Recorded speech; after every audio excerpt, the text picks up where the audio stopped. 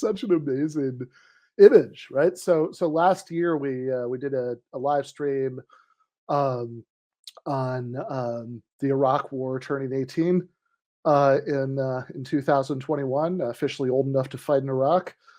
And of course, that gentleman there, who all of those good liberal Democrats were lining up to shake his hand and and embrace him, literally.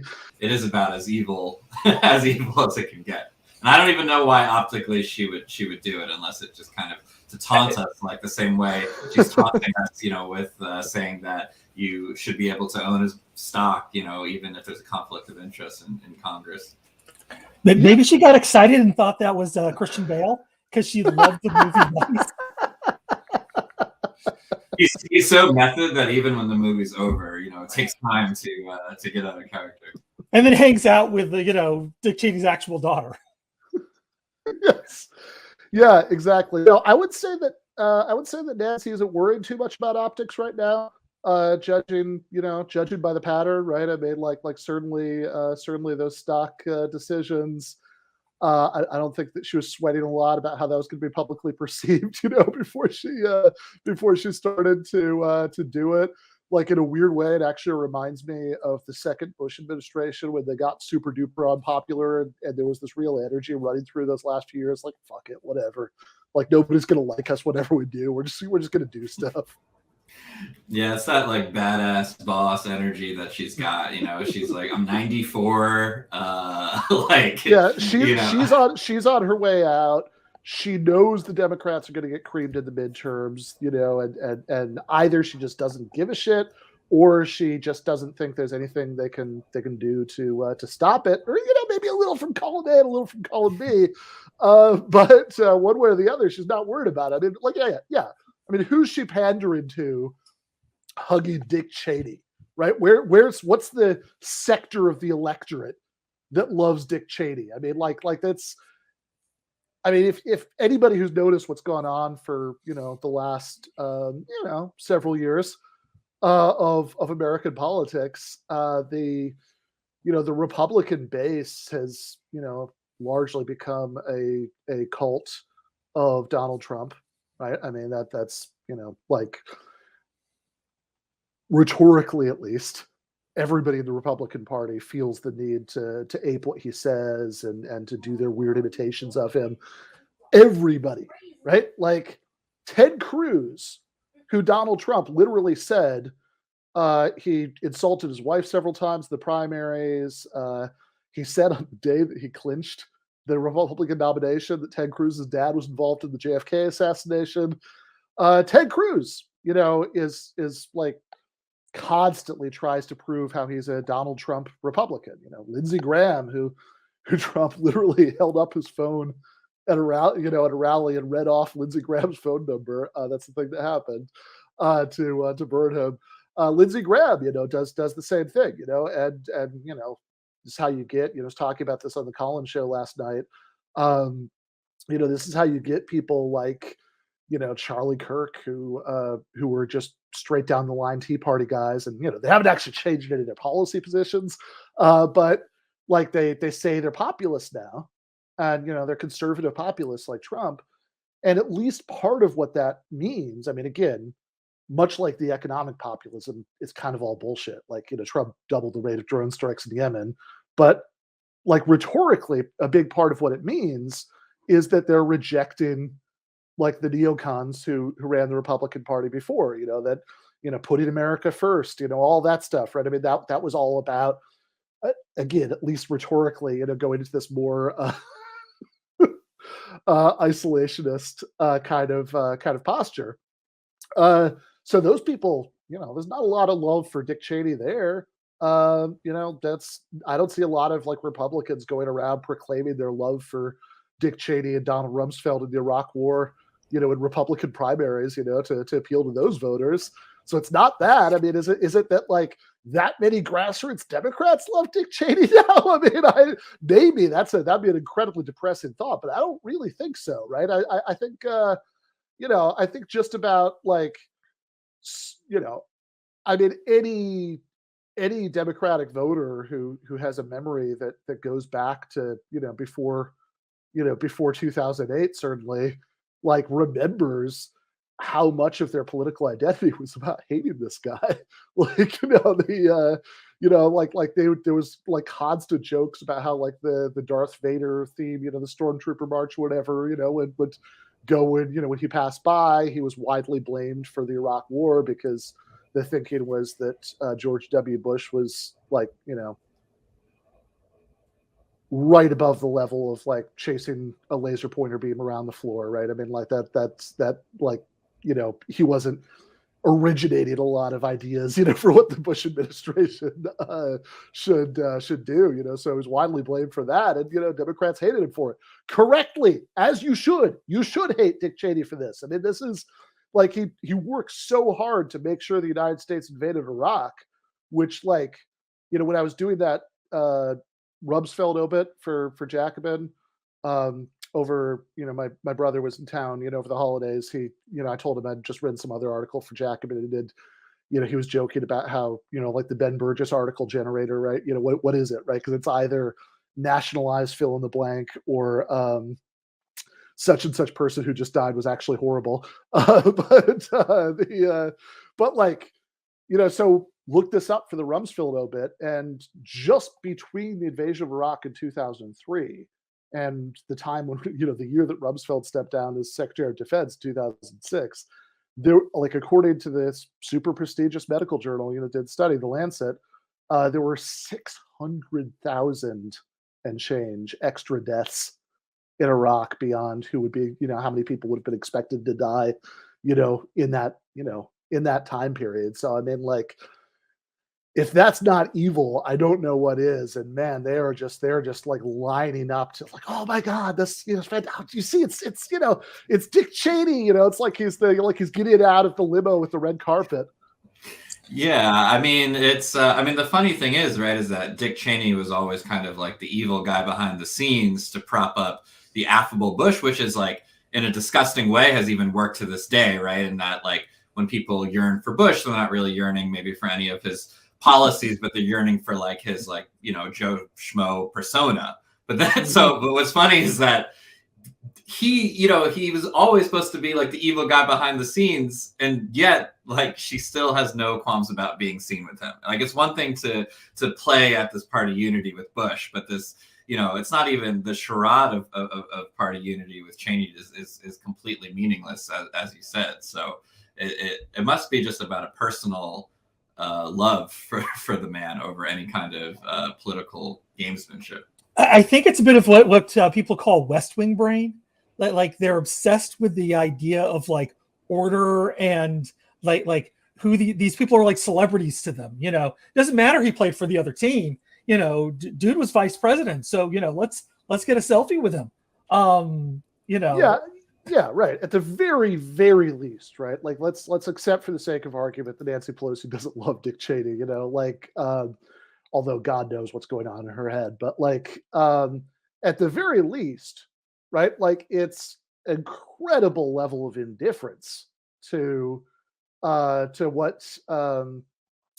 to what Cheney did, right? That it's like, I mean, it's like doing the equivalent of, like, I don't know. I mean, like, if I were, like you're on, like, a panel with somebody, and, like, you disagree on the panel, but then, like, you go get dinner together or something like that, right? Like, it's like the equivalent of that, except the analog for, like, having a disagreement on a panel on a talk show is you killed 600,000 people in Iraq. Well, you and Charlie Kirk are like pals, right? Like, you're always you're like, yo, me and Charlie, we're at the sports bar, come join us, we're laughing about the last debate. Yeah, totally. It is funny you mentioned that. Last time I looked, not that very long ago, so maybe this has changed, but if you go to the TPUSA YouTube channel, and they still have the playlist up, the debate night with Charlie Kirk, that was the show, that I was on. And I was episode 3, and that was aired in mid-October. that does not seem to have been in episode 4. Make of that what you will. I'm gonna get my tinfoil hat. You canceled the series. Yeah, I mean, I don't know who knows? I don't know that it was just me, but I do think it's reasonable to suspect that that he or the people around him started to get the sense that this was not going well for him. It was owned with facts and logic. Yeah, well, I mean, if we clip this little conversation, that's definitely what we're going to call it. But yeah, that's no, not a friendly relationship there. Or any. I mean, I think I exchanged about 4 sentences with him outside of the debate. But like there are. There are people who, but like whatever. I mean, I have friends who are libertarians or whatever. Like it's not like I've never had a political argument with somebody and then gone to drink with them. But like, I don't know. I mean, maybe my standards are just too high, but like, I can be friends with people I disagree with about a lot of things, but I don't know that I could be friends with the mastermind of a war that killed 600,000 people in the first 3 years, created millions of refugees, created a cycle of spiraling bloodshed that is continuing to have bad effects now. In helping to destabilize the entire region, and lovely results like the civil war in Syria. From that, the rise of ISIS. Not that you can lay all of that to the door, but you can lay a lot of it to the door. Not to even mention, the fact that he was championing things in the U.S. Like the Patriot Act and mass surveillance, fracking, certainly, yeah. I mean, yeah, this is the guy who was the he was the CEO of Halliburton, and I mean, like literally, he did tons of business with Saddam Hussein, and then was part of the first Bush administration when they were destroying that country in the first Gulf War, and then did a lot of business rebuilding what he just destroyed, in between then and the second Bush administration when he mastermind destroyed it again. Not to even mention indefinite detention, not to even mention the policies, the support for black sites around the world, where the CIA was torturing people directly or engaged in extraordinary rendition to kind of club somebody over the head in a Western capital and stick a bag over their head and put them on a plane to some place like Egypt to be interrogated there, and interrogated in such a manner that you're probably going to admit to stuff whether you did it or not. It's like I don't know, man. I mean, like I can, I could be friends with somebody and I could be like, man, that's kind of a fucked up joke that he just told. I don't know if I don't know if I like that. Whatever, it's fine. He's my friend. I'm not going to make a big deal about that. Like I could be friends with somebody. I'm sorry I said that, Ben. All right. Yeah, I was definitely subtweeting you just now. I could be friends with somebody who it's like, they I don't know. I mean, I've heard him have these like huge arguments with his girlfriend. I think he's kind of an asshole about it, right? Like, and whatever. I could see past it, and it's like all right, we can still be friends. I could be friends with somebody who has economic views I really don't like. I kind of think all that stuff I just listed off, that might be beyond the point where I could continue to be buddy with that person. It makes me think of that Onion article that's like area aunt casually advocates genocide on Facebook. I think like if your aunt or your uncle, is on Facebook posting, something ridiculous, I think you could still go to Thanksgiving dinner and treat them cordially. But if your aunt was actually the person who was, ordering these drone strikes in Syria or whatever it is, maybe the animus, and the thing is, it's completely reversed for Pelosi, where it's like actually no matter what the person did, it is the fact that they had power in general. It's the worship of power that makes them okay, or even laudable in her book. So it's actually the complete inverse of the principle I just described. No, totally, right? Because that's what that's what makes you. I mean, yeah, that's it's very true too. He's also not her aunt. But I mean, yeah, like also.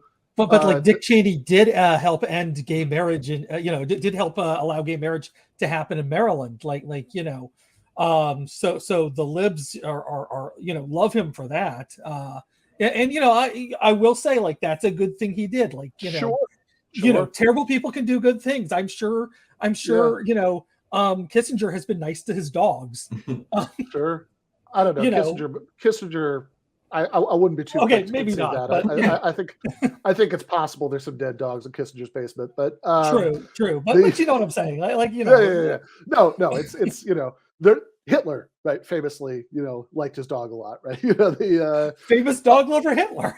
Yeah, that's what he's best known for, is my understanding. Is that right? Just like Dick Cheney's greatest impact on the world was supporting the legalization of same-sex marriage in Maryland. That was the main thing. Yeah, I mean, I would also point out that that like Dick Cheney was the running mate on a ticket in 2004, where they were running for re-election, where Karl Rove's, like his, one of the big wedge issues that he was using, to mobilize base, vote for him against John Kerry, and they tried to do a lot of, Kerry is soft on, on Muslims, and that, if he's elected, the terrorists will kill us in our sleep or whatever. But like, some of that might have rang a little bit hollow, given that Kerry like supported the Iraq War and et cetera, et cetera, et cetera. But like, one of the big themes of the 2004 Bush Cheney campaign was, hey, you don't want to see boys kissing, do you? I mean, like that's kind of crazy to look back on it, but like there were many states where, as a strategy to get evangelicals and conservative Catholics to the polls, they were putting measures on the ballot to ban gay marriage, or even redundantly double or triple ban it in places where there were already a couple things in the state constitution saying, that you couldn't have gay marriage. So, I mean, it's nice that Dick Cheney disagreed with that. I don't think he disagreed very hard with their plotting strategy for the 2004 election.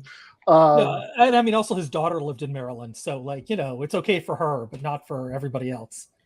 Yeah, I mean, look, I'm sure he sincerely supports, same-sex marriage rights. I mean, like, it's not like Dick Cheney, like, believes that like Jesus doesn't want same-sex marriage. I mean, he doesn't give a shit. Why would he, right? Like and so I'm sure he has a genuine mild preference, for marriage equality. But he was certainly willing to roll along with. It's another good super chat from Strom. The Henry Kissinger authorized biographical documentary is my all-time favorite Goblin movie. But he was certainly more than willing to roll along with that as a 2004 election strategy. In fact, this is,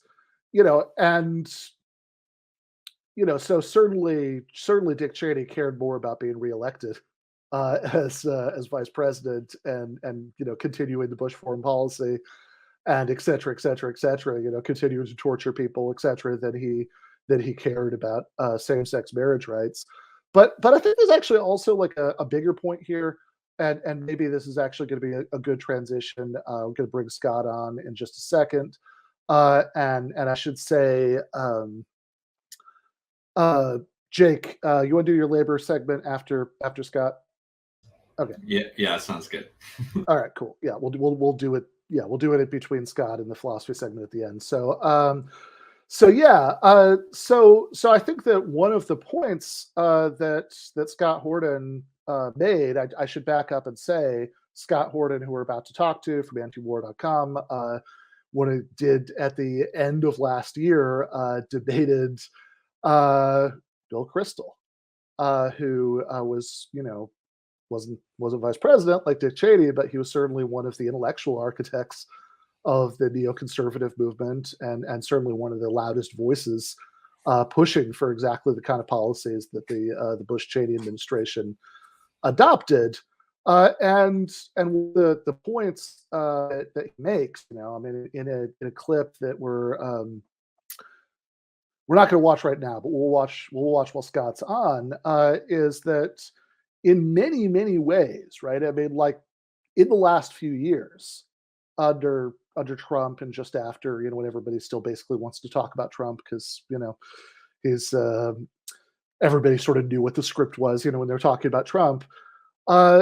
A lot of people like Bill Kristol, like the sort of handful of never Trump Republicans who still exist, who all write for the New York Times or have or have cable news commentator jobs, made a big deal about being like sort of disgusted by the incivility and the bigotries of various kinds of the Trump people. And it's like, okay, again, maybe some of that is like mildly sincere, that they have they're like cosmopolitan people who, don't necessarily share all of his prejudices and have a mild preference to not see them. But like the Bush administration relentlessly encouraged exactly the kind of people who become most hardcore MAGA people, later, that this sort of like baying dogs of, of right-wing talk radio, certainly, wildly encouraged, paranoia and fear about Muslims. And yeah, I mean, even stuff that seems a little bit dated now, like opposition to same-sex marriage, they were all for it, right? So I mean, it's like, yeah, maybe all else being equal, they don't like this stuff, but they are sure as hell willing to use it.